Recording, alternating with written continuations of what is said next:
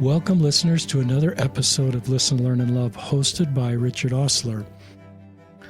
Our podcast today are two wonderful women talking about a full-length documentary film called Sanctuary. It's been released, and it's just an incredible film that I had the chance to watch. The co-directors of the documentary are with us on the podcast, Vienna Boys and Autumn McAlpin. Welcome to the podcast. Thank you so much. And we have kind of this San Clemente thing going on. If any of you love San Clemente, Vienna grew up in San Clemente, and that's how she got to know Autumn. Autumn said she's known Vienna forever. And we have a son and a daughter-in-law living in San Clemente that just love living there and surfing there. And it's like the best place in all of the world. So I wish we could live in San Clemente too. So shout out to San Clemente. Come visit anytime. What we're going to do is I think Vienna's going to go first. She's going to introduce herself. She's the co-director. She grew up in San Clemente, as I said. She's remarkably talented. She's queer. So she's going to talk a little bit about her story. And then Autumn's the co-director and producer, who was on episode 595. If you want to go back and hear more of Autumn's story, she wrote a book she talked about, But Jesus, a Conversation, and she's created so much content for Lift and Love and through other venues as a producer. She's the owner of Side Gig Productions, and so this is Autumn that's been doing so much work in the LGBTQ space, continuing to use her talents in this documentary. The second part of the podcast will be just talking about the documentary that I had a chance to watch yesterday. It is terrific. And in the show notes, we'll link to how you can find it.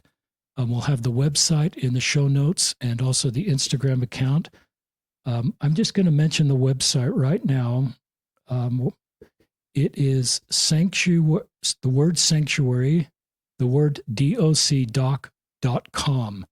So we'll put that in the show notes as well as the Instagram, because we want you to connect with Sanctuary. That's the whole purpose of this podcast, is to get more people connected with this and the future events that it's doing. They're in the process of trying to get a distribution deal, but they're also doing a bunch of events across the country where people can come and watch this film. Is that okay for an introduction? Did I get any facts wrong or backwards? Are we okay? Sounds great. Thank you. We will first hear Vienna, who bravely shares her story.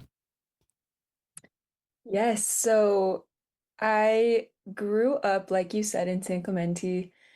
I have an amazing family of just really sweet people.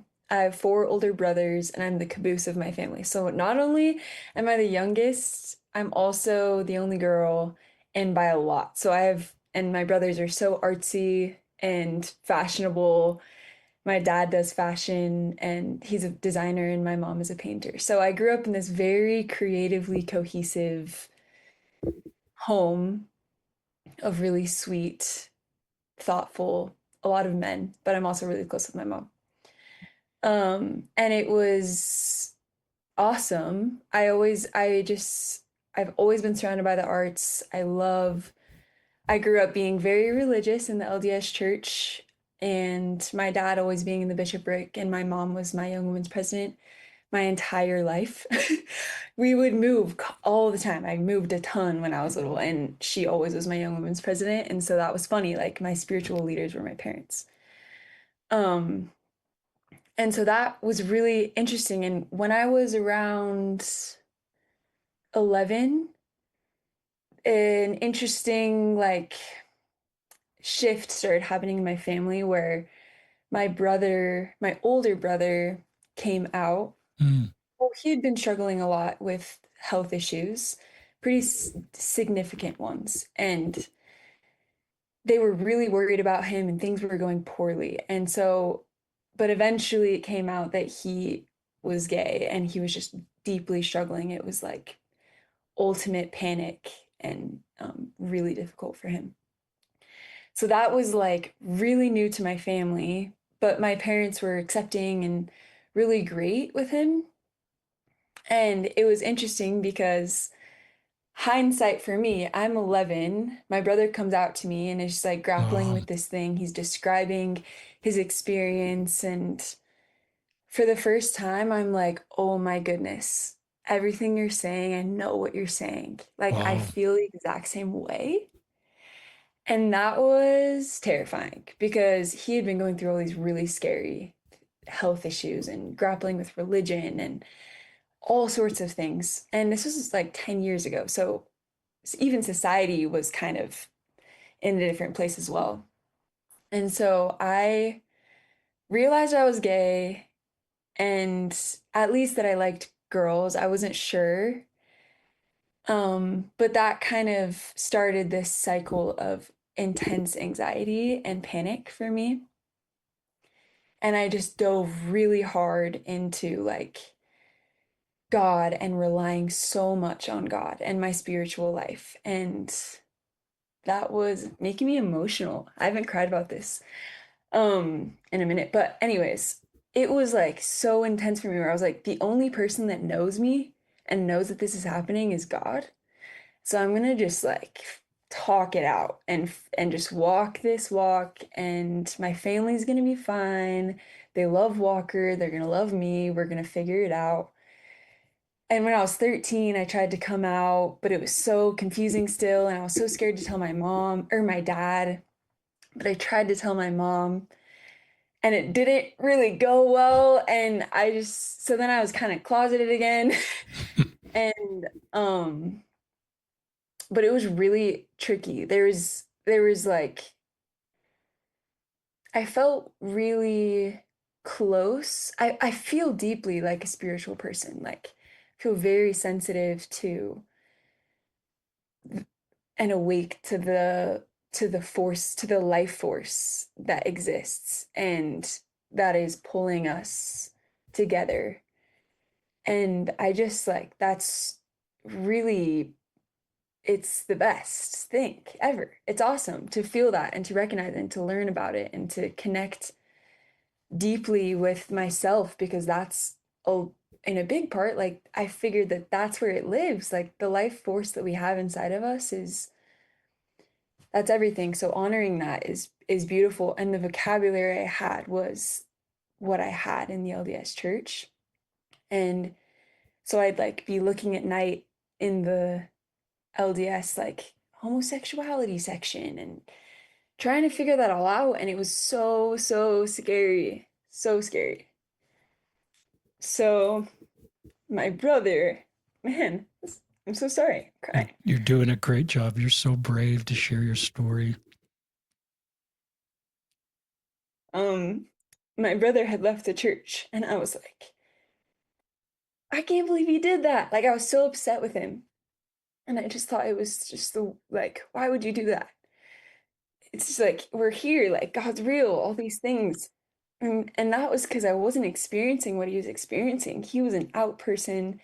He was dating, he was learning so many things, and like I just didn't know what that was. I didn't know what he was experiencing. And so from my perspective, that was limited. I just was like, what? Like I couldn't understand. Flash forward a bit. I was in college and I was trying my best to date boys and just kind of do the whole Utah thing of dating a lot of people and having so much fun and hopefully getting married and all these things. And I realized like, no, I think I just like girls and I don't know what to do with that. And so my anxiety got really bad and it started slipping into a really dark depression for me. And this all happened at kind of a crux of like, should I go on a mission? Should I go to college? I have a full-time job doing film that I love, and I know I'm going to keep doing that. Like, I could just stay and keep doing my career. But for some reason, I felt this draw to go on a mission because I think a part of myself was like, I want to be a warrior for God in this life force that I do feel and I know loves me. I've never felt shame from prayer or like the spirituality that I experience, I've never felt like bad. But it was like this vocabulary and this like dissonance was so terrible. And a lot of people in the church, queer or not, experience that dissonance. And it's just really hard to feel within you this goodness and like this lack of shame, this love. and things that are conflict that. It's really painful in the church. And so I was like, I'm just going to go on a mission and prove that I can do this and be queer. And I'm just going to trust because I know that I can do it. And I don't know if that was like a prideful thing. It was more pride based or like I was called to do it, but either way it happened. And I loved my mission. There were really tricky parts about it, really hard parts, but I made so many gay friends. It was actually the coolest thing. There was like 7 people in the ward that I was serving in, and I'm still friends with them. I'm like filming their weddings and they're getting married, and it's just so fun. It was what it needed to be. And I do believe that like that call that I felt it was great. It was what it was. And, anyways, after I got home, I realized that church was not a place that that I wanted to be at. And I felt that I could grow my spirituality with different vocabulary and explore other experiences and broaden the horizon that I had felt limited by before. And that just like ripped me open, but also like it's very scary, especially someone who's only known one religion, especially LDS. It feels really scary to feel like you're lost or in the midst of darkness or all of these really like I don't want to feel like that. I don't want to think that I'm doing that. I don't want my family to think I'm doing that in this way. I just was like I there's light here and there's light there and there's light everywhere and it's in me and it's in you and it's in all of us and like that's it. So I felt that, and it led me to a place of to like okay, I'm about to come out, like should I come out to more people? I'd come out to a lot of my friends and my parents and my siblings slowly, but I'd never dated girls. I'd never done any of that, and eventually I was just kind of went for it. But right, like I had gotten a girlfriend, I think right when Autumn reached out to me, because it was before I had come out publicly and it was before I started dating girls. Autumn reached out to me and I was still attending church. And she called me and was like, hey, I have this project. It's just a little short film. And it's about like the intersection between the LDS community or the church's community. I don't remember at that time what it was, but it was like religion and the LGBT community in that intersection. I don't know if you're interested in that at all or if that's like anything. And I was like, Autumn, you have no idea. I totally get this section and I'm so in whatever you want to do because I love Autumn and she's just a genius and such a spiritual giant. And I just really love her. So I trusted her. And then we'll talk more about where that led us, but it was a really unbelievable timing for me because I'd been at this crux, the intersection that our film is centered around.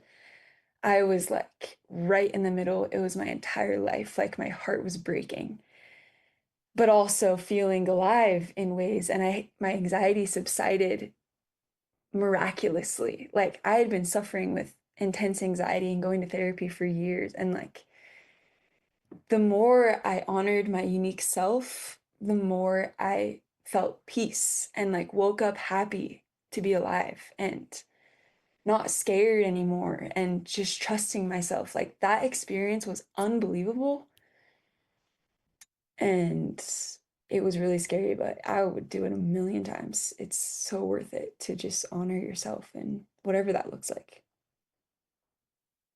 Wow. Super powerful, super brave to do this, Vienna. Just respect and admiration. Um, tell us a little bit just where you are in your stage of life, if you want to. Yeah, so right now I have an amazing partner. She's the best. We've been best friends for years and I love her so much. And we were living in Chicago. I'm working full time doing film and video production. And we're just kind of traveling. We're taking this minute to build our own careers and just be creative. And she's a social worker, and so Power we're couple. yeah, we're just doing everything, trying to figure out where we're gonna live and settle, but we'll see. It's just kind of all up in the air, and I'm kind of just living in it, and it's awesome. But yeah, just working full time. It's great. Um, I just love hearing these stories, listeners, and respect for serving a mission. Some queer Latter day Saints before mission age wonder if they should serve or not. And that's a very personal decision. But I don't think, even if you don't know your future after a mission, most, and you could answer this for yourself, are grateful they served just because of the experience and the chance to meet people and develop a relationship with God and Christ. And it can be complicated. And I'll bet you could do a whole separate podcast on how complicated that is. But respect for serving a mission, even if you didn't know exactly how your future would work out in the church. And equal respect for the path you're walking now. I don't look at any part of your story as more honorable, less honorable than another part. My job as a fellow friend and traveler is just to love you and honor you and support you as you make your way forward. You are living a great life and have a great life ahead of you. And I'm glad you've got a girlfriend. And when you talked about her, you just smiled. And so that's awesome. Thank you so much. Thank you so much. And Autumn's just been I see Autumn on Zoom, and she's been telling her whole story. She's just like smiling, and just I can tell she just loves you and believes in you, and knows firsthand your incredible film skills. And so, Autumn, are you going next? Sure. Yeah, I'll give an update. I appreciate you having me back for a second time, and I must not have scared away your audience too much the first bit.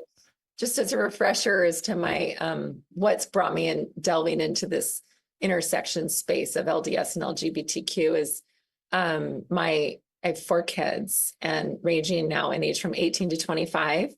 And my oldest son, when he was 17, came out in the height of the pandemic, which, as you know, Richard, so many people came out during the pandemic because they cocooned with their families and felt safe, probably, that's what I think. But in the same conversation he came out, he told me the extent of the mental health crisis he had suffered, and also that he was not going to be participating in the church anymore. That was a source of a lot of the trauma because he had tried so hard to make it all work. And the reason I bring that up again is that got me into son's coming out and my education that he presented to me and the things he had read and the history he had read and why it was so hard for him to negotiate like how he could stay in something that had been hurtful to him. It started my education in a way where I learned a lot and I tried to listen a lot. And obviously your podcast was my first teacher in this space. I would go on the longest bike rides and listen just for hours to stories. And as a professional storyteller, I believe in the power of story. And I know that stories I was listening to on your podcast and others were softening my heart. And I realized I needed to do what I could in this space. We're raised in the church to serve and give. And I knew as a storyteller, that's one area I could try to help a little, not to tell my story over and over, but to provide a microphone as much as I could to those like Vienna and my son and people who really we need to listen to. We need to listen to the source, of course, and not try to project our experiences on others who've had different lived realities. And so I got involved in Lift and Love at that time, as you mentioned, and it was the story writer for 4 years with Lift and Love and love that community and told over 150 stories. And in that process, again, I learned so much from other people's stories, many the same people you've had on your podcast, and learned what I didn't know, learned stories that echoed my own kids' stories, and learned that there's more work to be done in this space. I personally, I've always honored people who feel like they give themselves their callings, their self-appointed callings. And I always felt called to this work where I don't know how long I'll be called to this work, but this is my space right now where I want to do what I can to pass around the microphone. I know, Richard, you relate to that, of course, just wanting to tell the stories. And so in my 4 years of telling these stories in Lift and Love, and then I did also write the book, But Jesus, a Conversation, about my son's experience, just a book of poetry of our story at this intersection. I learned there were so many stories out there that could be told in other forms and formats. And around that time, so yes, Vienna, I was in the young women's presidency with her mother when I moved to San Clemente as a 20-year-old. I was probably 24, a young mother, young newlywed. And I moved to San Clemente, was in the young women's presidency with her mom. And her mom, anyone who knows her mom would say she is an angel who embodies love. Like everyone who knows her says that. And I did watch Vienna she was young girl growing up. She's, I don't know, 25 years younger than me. And I watched her grow up in this beautiful, amazing, artistic family. Her family is so special. Everyone who knows her family would just, when you say the Boys family, you just go, wow, they're so talented. Each one of them is an artist in their own right. And just watching them grow up in my town and seeing their talents magnify, it just was always such a gift. And her brother Walker, who she mentioned, is just one of the best of the best. And he's just an amazing artist and lives in Laguna now. So I get to see his art still. And just watching this family grow up. And then I ran into Vienna at a wedding, a mutual friend's wedding in December of 2023. And I had been following her work online because I follow her whole family. I have her mother's art in my walls at my house. And I saw some of her work she was doing in the music video space and the mental health space. She was creating these videos. And, you know, as a longtime film producer and director, I like to think I recognize talent when I see it. But in Vienna, I said, wow, that girl's way more talented than I am. I wonder if she would work with me. And I saw her talent and thought, she has a gift. And I would love someday to work with this young woman who I watched grow up, you know, and didn't talk to very often, but was able to see at this wedding. And then that following January 2024, I was asked to speak at the Encircle Gala in Utah. And in my speech, I was presenting an award, and I used the word sanctuary. And at the time, my family had gone through some shifts, and my oldest son had definitely left the church. So had my younger two. I have a daughter who's 25 now and is married, and she's still active in the LDS faith. She lives in Boston. And a lot of us in our family had shifting viewpoints and positionality, I would say, in relation to the church. For me, I'll just speak for myself in this. I was on a more expansive journey where I was finding a lot of peace and purpose in the work of Richard Rohr, Brian McLaren, and some of these voices who are kind of universalist, where they say, hey, there's many paths to creation, God, the divinity, whatever that looks like for you. We need to honor everyone's path. And that was really resonating with me. And that's how I would define my faith journey now, is I really honor my lineage, my ancestry, the community in which I was raised. I have a lot of respect for all of the people I know who practice their faith in dedicated ways. But I also personally, I allow myself to have a more expansive journey in terms of, I know I'm learning lessons for me personally on the, you know, as on the perimeter, on the fringe, on the outside of the inside, where I'm trying to put myself in places where I tell stories about people who've experienced things I haven't. I'm also trying to understand their experience of what it feels like to be on the outside. And I've been able to do that lately with some of the positionality I've been on, of just looking at all organized religion as what is it and how much good it's doing. I mean, so much good in the world is brought to us through organized religions. I would never deny that. But also there's some harm. And I've been in the circles where I've seen that. And so as a storyteller, I thought, what can I do here? Well, I say the word sanctuary in this speech, and then this gentleman runs up to me after and he said, you said the word sanctuary. I build sanctuaries. And I said, well, tell me more. And he was eager to tell me his story. He was there with his trans child and really loves Encircle, and told me about this passion project he has started building at these pride festivals. It's an art installation. Symbolically, he builds these beautiful structures out of recycled materials, like what someone would consider trash. And he does it symbolically because he, as a master's student at UCLA, when he studied architecture, was very curious by sacred space and temples. And you know, some of his peers at UCLA thought that was strange. He was studying LDS temples, but he was really curious about what makes a space sacred, what makes it safe. And his thesis that has driven most of his work in his life is, what would you build for your God? And at the time, he was actually interning with the LDS Church and working on the Manhattan Temple. And his path had taken him where some of his own family members had come out as queer, and that had taken him into a more he stepped back in a reflective space and said, what buildings are we building, and how safe can we make buildings for people like my family members? And so this project he was pursuing was he builds these structures that represent church architecture, spires, steeples, stained glass, but he builds them out of what some would consider trash. But the one thing about these structures is they're built for all to enter. And I found that beautiful, like all are welcome here. And he truly means it. And so that the fact that these structures were being put up at Pride festivals where people who sometimes have felt pushed out of religious spaces could enter and have their own quiet, reflective moment, I found that to be beautiful. So that was the short film Vienna referenced. I was like, this is a short film. This is definitely a short film. Well, months went by, and as such, my second son, who at the time was 18, high school senior, had always been the womanizer in our family. He always had a lot of girlfriends, was the type who would flirt with my friends. He had a reputation, very charming young man, was student body president of his high school, was very well known in town. Teachers loved him. The school administration loved him.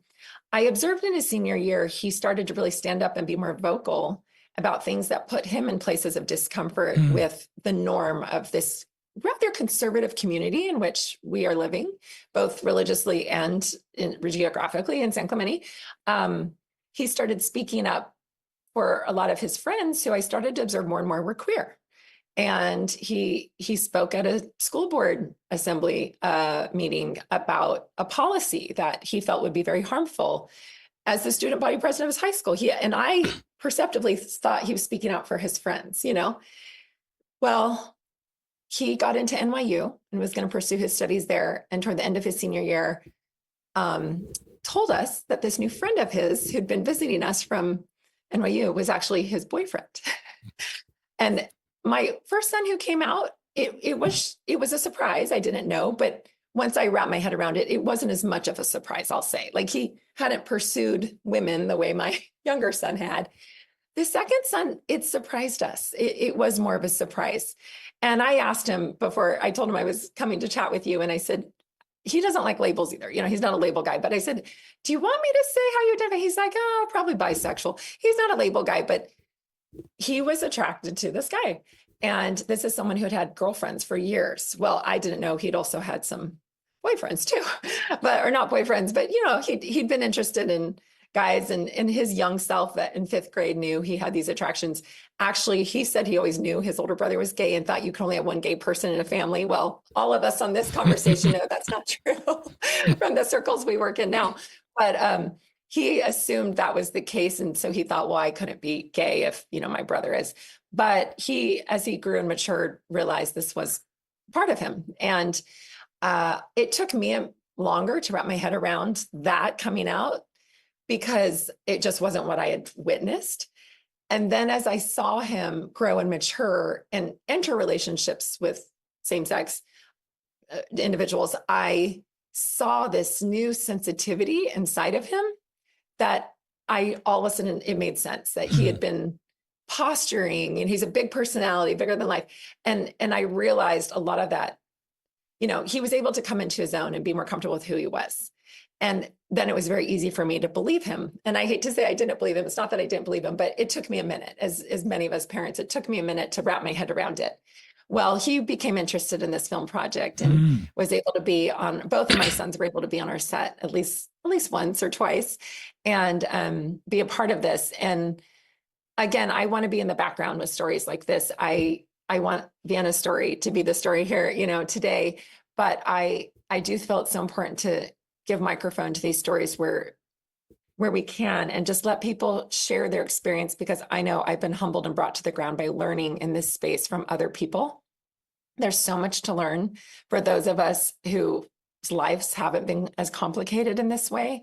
And now as the mother of two queer kids who identify as queer, I've learned even more, a lot also from the friends they've brought into my life, and the people they brought into our homes.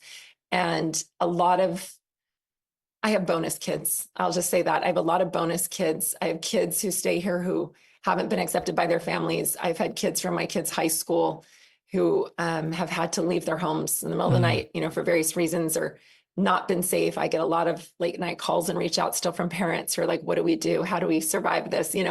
And a lot of the work we do in this space, as I know, Richard, is quiet, and we don't talk about it, and it's behind the scenes. And a lot of these stories people don't really know until they know.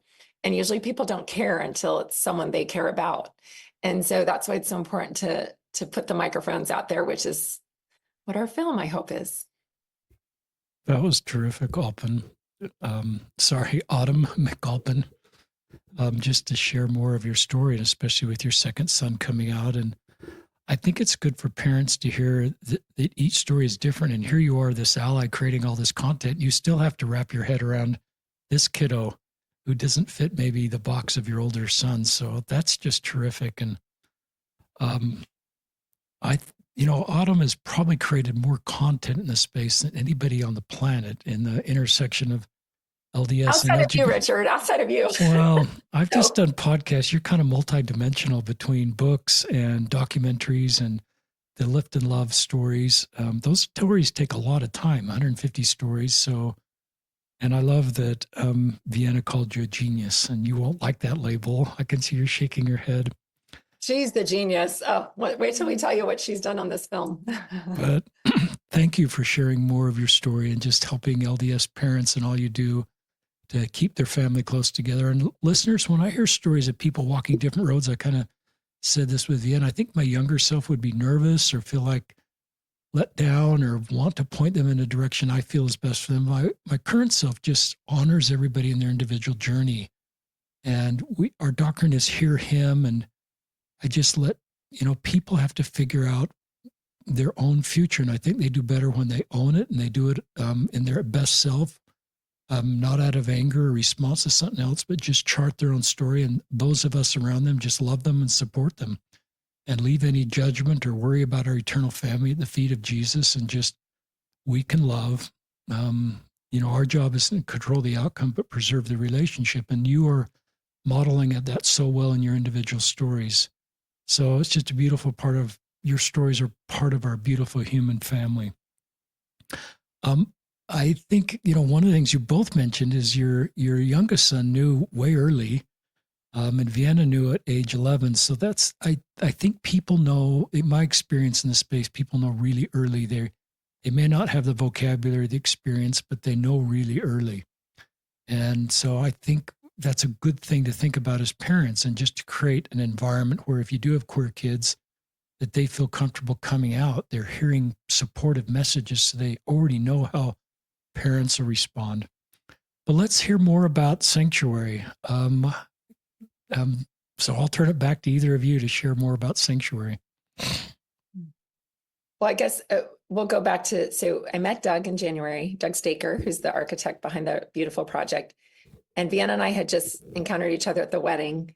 And so that is like she said, I reached out and I said, I have a project. And I didn't know, you hadn't come out publicly. I don't know. Something just in me was like, this is a project for Vienna. And I really didn't know at the time, but she was on board immediately. And we dug into it, and we started with our first film shoot in March at Doug's. And along the way, I heard a podcast. This is where it grew legs and became more than a short film. I heard a podcast featuring Pastor Will Kritzman, who is the pastor of the West End Collegiate Church in upstate New York, uptown New York City. And I heard this podcast. It blew my mind. And I thought, this is the next short film I want to make. But it was about how the LDS congregations in Manhattan were under construction, their buildings under construction, and they needed a place to go. And they'd rented this church space from the West End Collegiate Church that's led by a queer pastor.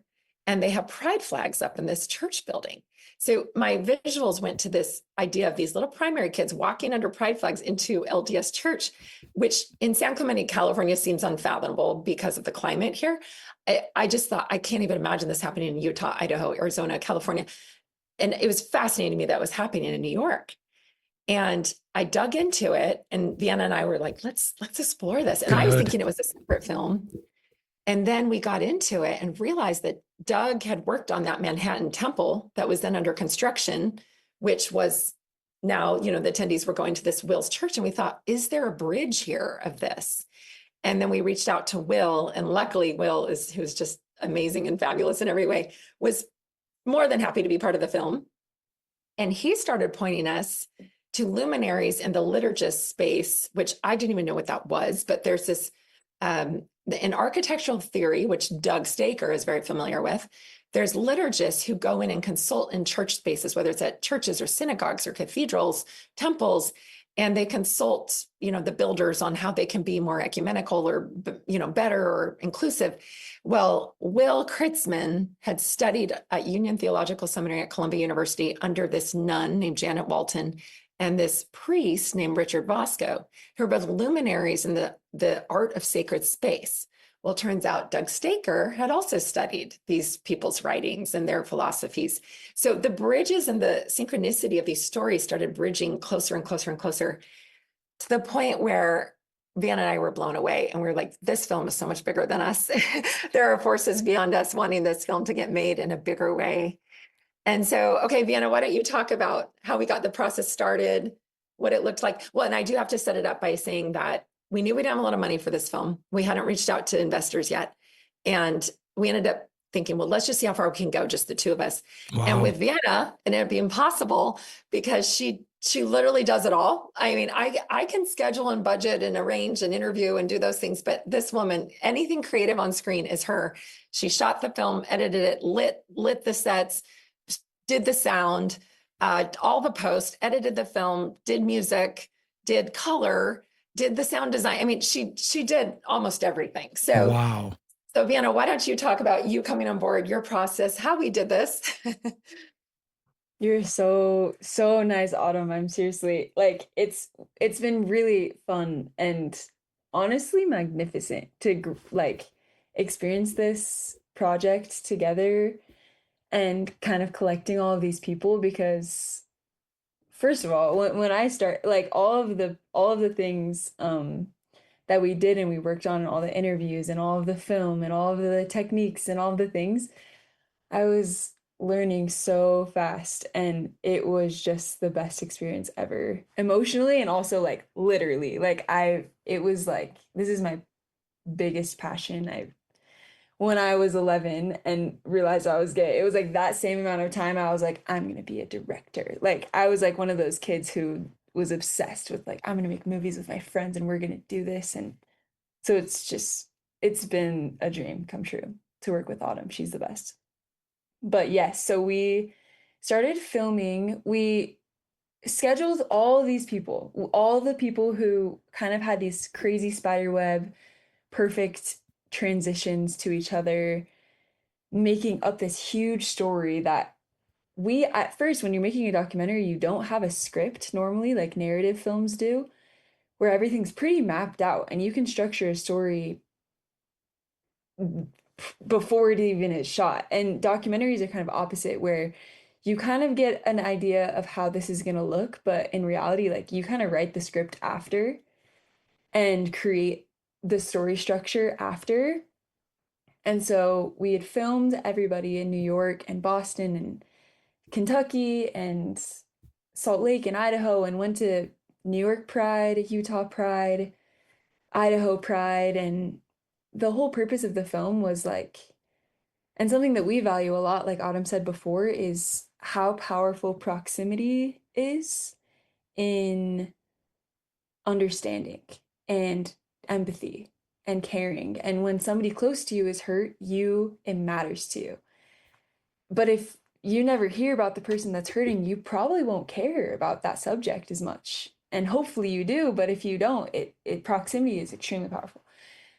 So we wanted to try and create a space of like, what if all of these people who maybe have different perspectives, like, here this nun and this priest communicating with this ex-Mormon, communicating with this very LDS person who is gay, and like, there's just all these different perspectives who normally would probably like conflict or have a hard time coexisting. But that's the power of sitting and understanding and listening.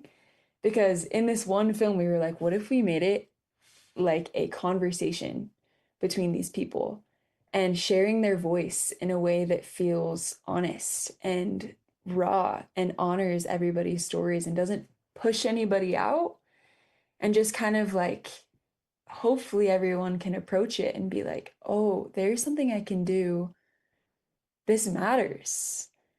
And whether I'm a queer person or a Catholic priest or a person on the street who's atheist, like, it matters. These things matter. And so that was kind of our intention while filming. And we wrapped filming in, we wrapped in the summer, and then we added another story in Boston that ended up being a centerpiece of the film in Boston. I don't remember when that was.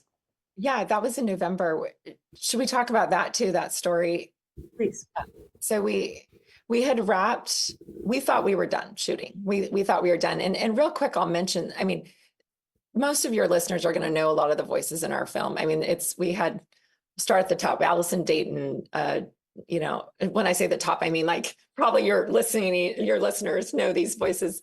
We had Laurie Lee Hall, who was the chief architect for the LDS Church, who built over 40 temples while quietly transitioning, you know, to female and as a sitting stake president. You know, Charlie Bird and Ben are in this film. We've got Dan McClellan, the Bible scholar at McClellan that a lot of people follow. We've got Pastor Stan Mitchell, who considers himself a diaspora to the LGBTQ folk across the world. We've got, you know, it's Richard Vasco, Janet Walton. I'm missing people. Gracie Purcell, I know you've had her on. She was the president of Rainbow Collective at BYU. Jordan Scrow, who at the time was the CEO of Encircle. I know I'm missing people, and it makes me sad to think that the Staker family was so incredibly generous with all their time. Their kids, Doug's kids, Z, Annie, and Jackson all participated. His brother Thomas participated. His parents are featured in the film. So we were weaving all these stories together of people who've been around this space, this intersection of LDS or religion in general, writ large, and LGBTQ, and how people are making safe spaces, or how they're, you know, tending to the wounds of those who have been pushed out. Oh, also David Archuleta, his wonderful mother, Lupe Bartholomew, Lupe Bartholomew is interviewed in our film and tells their stories. So we had all these wonderful people telling their stories. And at the end, it felt, I mean, we honestly had too many stories. Like, unfortunately, there's people who we want to revisit their stories in another project because we couldn't put them all in. We had some stories of BYU students who had gone through things that were kind of shocking, actually, and really sad. And we decided that might be a different project. But anyway, so we had all these stories. We wanted to weave this conversation Vienna mentioned. And then this one voice just kept coming back to me and prodding and nudging. And it's a voice that I know a lot of people in this space are familiar with the story of Levi Martin. And sweet Levi, was a child who took their life right before their 18th birthday. He had transitioned. Levi is intersex, and his parents, Dave and Kimi, bravely shared his obituary at a Facebook group called I'll Walk With You for many parents of LGBTQ kiddos. And at the time I was working at Lift and Love, writing stories, and I felt this like presence in my life of this child wanting their story. And I don't sense that any of the Martins are wanting the spotlight or Levi, but this story needed to be shared and told. And the story was so powerful at Lift and Love. We had more eyeballs on Levi's story than any other story we've ever run. And it changed more hearts than any story that I'm aware of. Wow. Is in terms of the commentary of, I will never look at trans issues or intersex issues the same. Levi's story provided an education for so many who do not understand that space, because you really can't argue the science of intersex. It is a real thing, and you can't argue it. And Levi's story provides it's a tragic story in so many ways, but it's a beautiful family love story where they're willing to share this. The parents will tell you they want to share so people will soften their hearts and have a further understanding. So I started feeling Levi again, saying, what about me? You know, I'm in this project, and Levi, to get Levi's story in Lift and Love, you know, whenever we're talking about suicide, we have to be so careful there. And we want to be so sensitive to the family who has suffered that loss.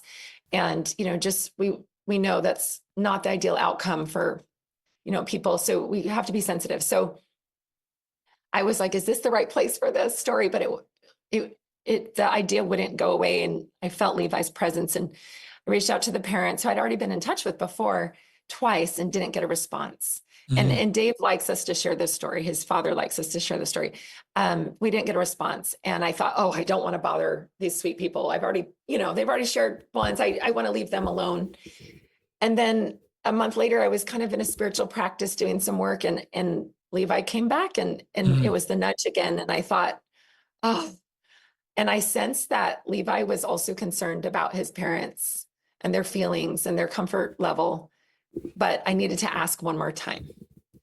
And whatever the answer would be this time, that was the answer. And so we went back, and I asked Levi's dad again, hey, would you consider this? Like, we're about to wrap the film, but we're wondering if you'd consider. And he responded that day, like immediately, and said, yes, we're ready. And both the parents told me they felt ready.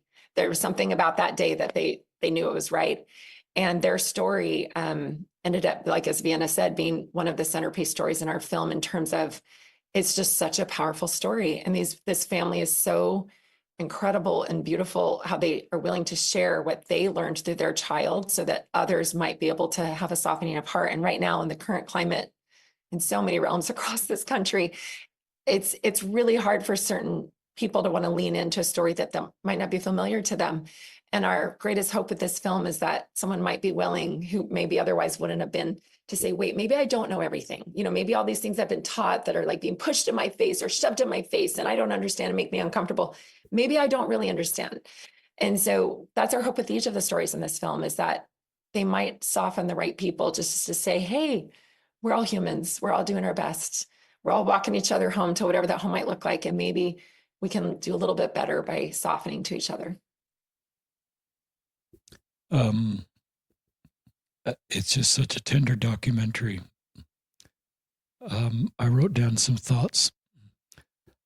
I used to be more uncomfortable in the LGBTQ space, the trans space, and my younger self would have said being uncomfortable is the spirit leaving the room, and I should disengage from that space. My older self looks at being uncomfortable as the changes I need to make in myself to be a better disciple of Christ. The transphobia, the homophobia, the racism, the sexism, that's still part of my journey as a 60-year-old, 4-year-old male. And so those of you that are willing, that's just an invitation to engage in this content and invite others to watch Sanctuary.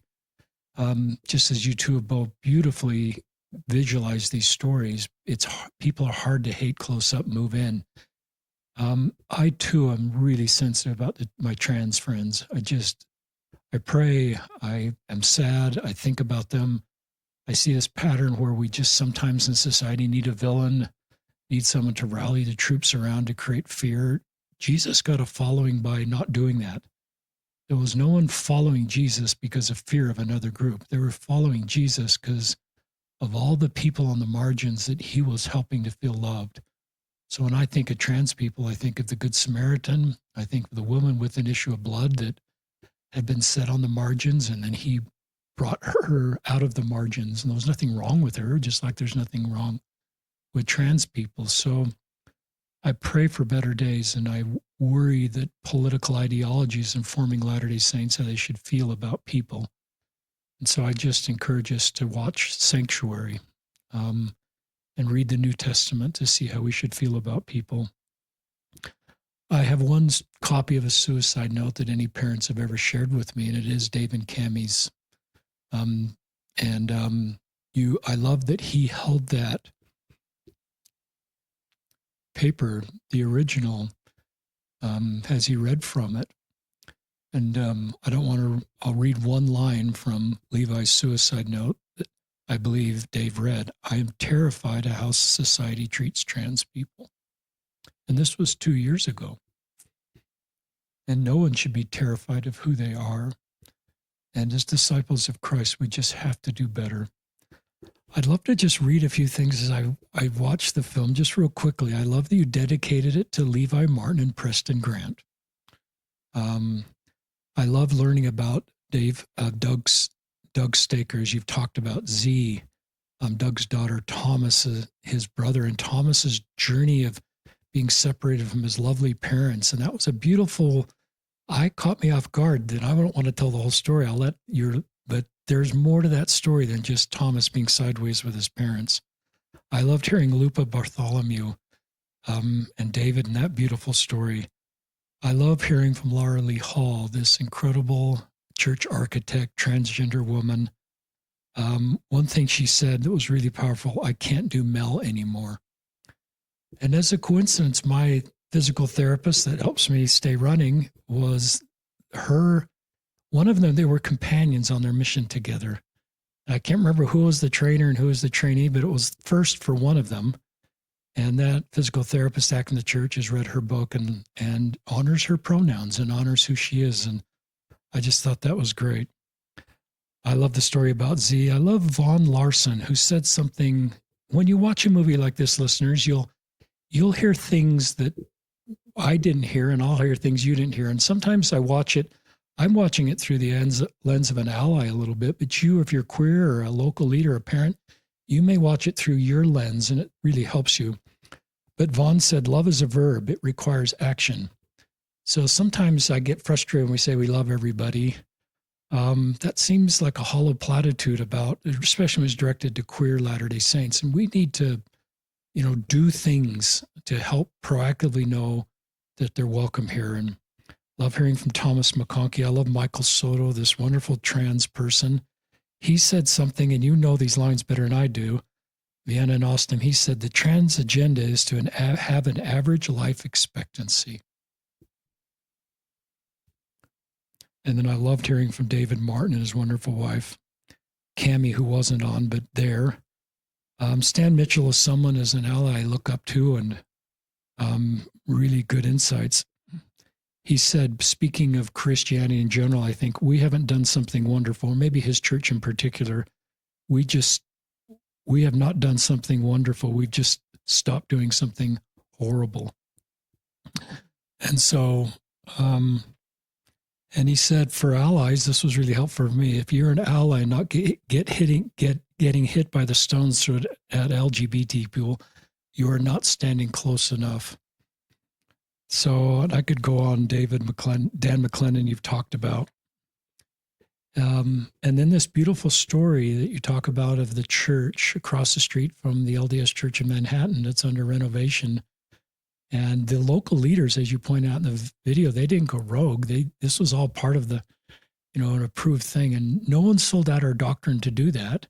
We just came together as the same human family. And to bring this under the umbrella of sanctuary and the physical things that Doug is creating, and it's just beautiful. More thoughts either of you'd like to share? And I hope I didn't tell too much about the movie. I want people to go watch it, not just hear a podcast about it and say, I've checked that box. We're so grateful for your observations. It's so interesting, I think, for both of us to hear what you thought about it. Vienna, what else would you like to share? No, thank you so much. I think that's so beautiful. The biggest lesson I feel like that I was telling, I often share this at our screenings recently, but working on the film and watching through all the interviews was such a raw experience for me. And kind of like you said, watching it from an ally's perspective is different from watching it from a queer perspective and all these things. But it's very, I don't know, I hope it echoes the experience of we can create safe spaces for each other. And that looks like celebrating and asking people what's your dream of, if you were to come out to me, what's your dream? Do you want me to treat it so normal? Do you want me to just treat it like it's this or that? Do you want me to celebrate? I want to show up for you any way that makes you feel the most safe. And those are the kind of questions that we get to ask each other, and we get to show up for each other. And I think that there's a similar quote in a very important part of the film of like, we can create heaven here right now. And a lot of people, especially at this time, trans people and other minorities, they're living in like in hell, like in their world the world right now is so hard for them to live in, and the world inside of them is so beautiful.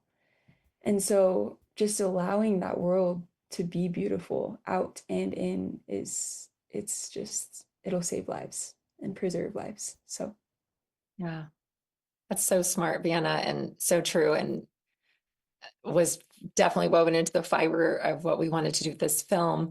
Interesting, an interesting seat I've tried to sit in and observe is, as a filmmaker, whenever you launch any creative project into the world, you feel like you're giving birth on stage. You're very vulnerable. And in this particular film, Vienna and I are not on camera. We're behind the camera, so it's not our stories per se being told, but in so many ways, her lived experience we see through some of our participants. We have some parents of queer kids in the film where I can relate to their stories. And as we came together to make this film, we wanted to represent a breadth of voice.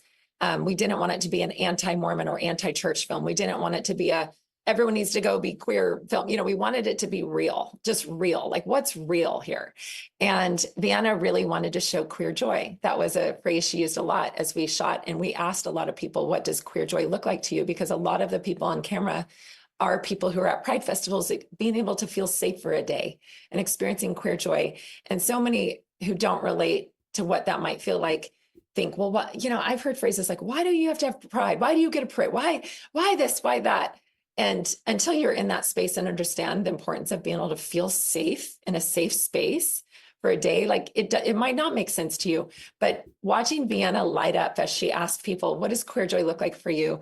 I think we had 3 couples in our film who either got engaged or got married in the course of our film. And watching their joy at being in love and being in a safe space, and watching Vienna see them and, be able to feel that was beautiful for me. Getting to talk to some of the parents I got to talk to, some who are friends, and understanding their perspective. But another interesting side of filmmaking is when you finish a film, you want to test it. You want to test it with audiences. And, when you're behind it so much, you see the same thing over and over, and you want to make sure you're not missing anything. So we did do some test screenings with this film. And I've done that with other films as well. And I was very pleasantly thrilled and surprised that for this meager budget we had on this one, to hear the screening responses come back very, very positively, very high rankings, more so than I had gotten on other films I've been a part of. And I was really curious to hear what people had to say. And where this film tested the highest, which was interesting to me, was some of my LA filmmaker friends who I don't know as being religious, really. Some LA filmmakers really were interested in this because I wasn't sure that they would be. And that was great to hear. Another thing that was very informative to us was we tested the film with some very active LDS people. We wanted to know, we're not trying to offend anybody or drive anyone off or turn anyone away. We want to know where this film's hitting across the board, honestly. And one of the most interesting critiques I found was what we got from people who are really trying hard, to make the church work. Some of them are allies, some might not be yet, And one thing that struck me was there's a part of our film where we show some comments that are made by church leaders. And this is something I went through in my book as well, is I was worried when I put my book out. That was a very raw, vulnerable book. And I thought, oh, who's going to come after me? Am I going to get in trouble? You kind of think those things. And then I thought about it, I said, the hardest parts of my book were the quotes I feel that were given by leaders long ago, who maybe today wouldn't say the same things. Maybe they would, I don't know. But they were comments made in history that have not been redacted or apologized for. And in our film, we have some of those on screen. And we did get commentary from some, TBM, whatever they call, true blue Mormon, who said those quotes were hard for them to read. And I found that interesting, because those were the quotes when my 17-year-old son came out to me. Those were the quotes that made him want to not be here anymore. And I feel like sometimes at all levels, we get comfortable. So we all want to be comfortable. That's a goal of humanity, is to be comfortable. And when you're comfortable, sometimes you don't want to see that things that you might be a part of, or that someone you know and love is a part of, can be hurtful to others. And I feel it's really important that this film probably in some way will make everybody uncomfortable. If you are a queer person, parts of it might make you uncomfortable. If you're not a queer person, parts of it might make you uncomfortable. If you're a religious person, down and down. We tried to show a lot of perspectives. And it's not because we're trying to boost our audience. It's because there are a lot of perspectives in this space. This intersection is very complex. And we wanted to show the reality of it. And those of us who walk it, sit it, live in it, work alongside it, try to magnify the voices of those who do. It's a complex space. And it's really important that if part of this film or part of your journey to being an ally or listening to other people's stories, whatever realm that might be, makes you uncomfortable, lean into that. There's, like as C.S. Lewis famously said, there's no growth in the comfort zone and no comfort in the growth zone. Are we here to sit around and be comfortable, or are we here to grow? And so we do hope our film nudges people to kind of think outside of their paradigm, whatever that might be, and see the plethora of lived experience that this film provides. We hope it finds audiences. That's our plan. Next is we're going on what we've learned is a progressive church tour across country. We'll be taking this film out next January through June. We've already got several screenings scheduled, and we're working on slotting others. We'll release all the information on our website and Instagram. But that's the plan for this film, is to get it out in front of as many people as we can, to hopefully make some people comfortable in the love that they're giving into this world, and make other people uncomfortable, and probe the hearts of those who maybe could stretch just a little bit more, including ourselves. I'm speaking to myself here too. What can we do to make this world a more equanimous place for everybody, to make it a place that we can truly honor Christ's work?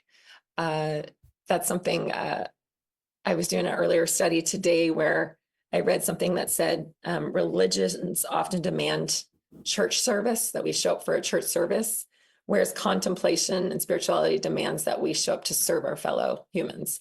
And I think that's a wise and noble path we can all be walking right now, whether we're in a religion or not, is what kind of service, like spiritually, are we really doing as we try to somehow find a way to be unified in this crazy world we're in right now.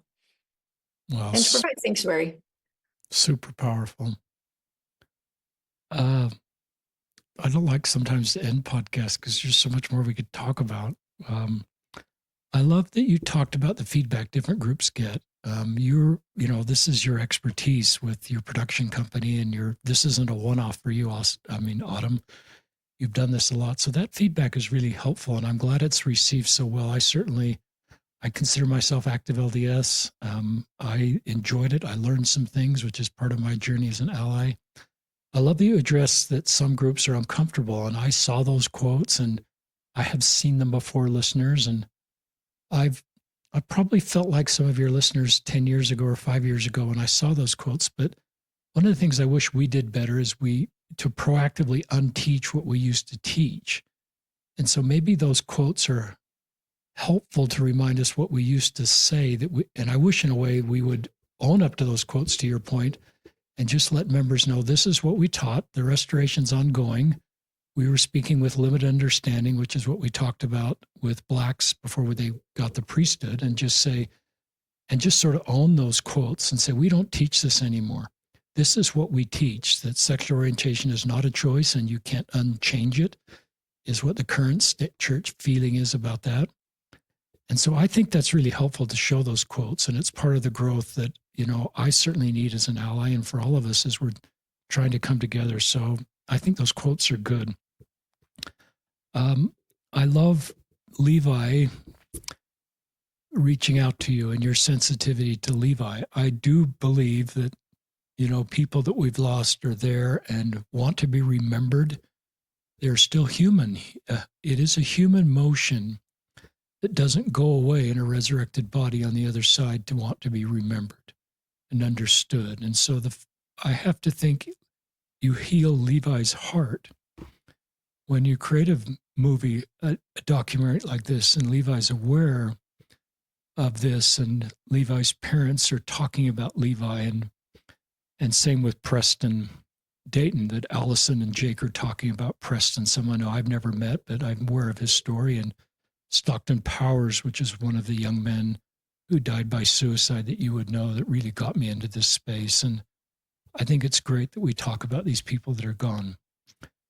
So I love that part of the story. Vienna, credit to who you are. You're in your 20s. You've, not working through 40 years of trying to understand your sexual orientation and all the shame and self-loathing that could come with that. But you are in a great spot. I don't sense any shame or self-loathing or embarrassment. I just sense a confident woman about who she is. And then all these other skills you have, filmmaking skills and beyond, are possible because you've kind of got through this own personal journey of who you are. And maybe that kind of ebbs and flows and get triggered at times, but it's just remarkable what you do as a career. And you are not a 45-year-old woman or a 55 or a 35. I just kind of closed my eyes, and as you were talking and as Autumn's talking about you, and with all your skills in this, you have a beautiful life ahead of you, personally and professionally. And it is an honor to have you on the podcast. And you are remarkable in talent and good and kind and compassionate. And I believe the God-given skills that you have in film to tell stories is part of your beautiful life mission. And it would be fun when I'm 85 and you're 20 years older to have you on the podcast again. You could tell about the next 20 years, but I probably won't be doing podcasts then. Listeners, please check out the Instagram account we'll put in the show notes, the website, so you can follow Sanctuary if it's coming to your area, and so you can share it with others, invite others to these events. And this is just the beginning. These events that they're talking about is not the end.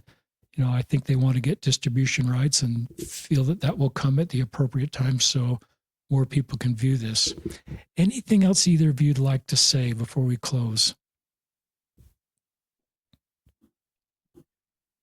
I just would love to say thank you so much. That makes me want to cry. Thank you so much for everything. My mom was like, "You're talking to Richard Osler?" She's been so impacted by your stories to your podcast for years, and it's helped her so much. Well, and Mama, that has reflected on my experience. So thank you.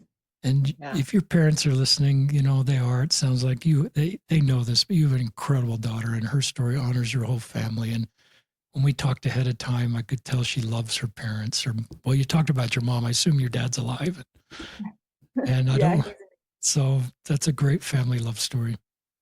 Yeah. The ripples of the Osler and Boyce family are far reaching. I always tell Richard, someday you're going to see the ripples of your work and both of your families. I'm so thrilled to be associated with both of them. The last shout out I'd like to give is there's a song that closes out our film by Spencer LaJoy, a queer artist it's called Plowshare Prayer. And I would just like to encourage everyone, maybe we can include it in the show notes, everyone to listen to this song. Spencer's generously allowed us to use it in our film and promotions. And it's a prayer for so many people in this world today who are hurting.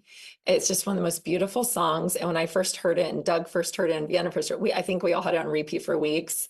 And it's a song that does feel like a prayer and a balm right now for those who are hurting. For whatever reason, and it's a special gift that we were able to use that in our film. That's great. We'll put Spencer's song in the show notes, and all of you that have been involved in any way with Sanctuary, thank you for what you've done. Even if we haven't mentioned your name directly, your work is really appreciated and made this whole thing possible. So this is Vienna Boys and Autumn McAlpin and Richard Osler signing off on another episode of Listen, Learn, and Love.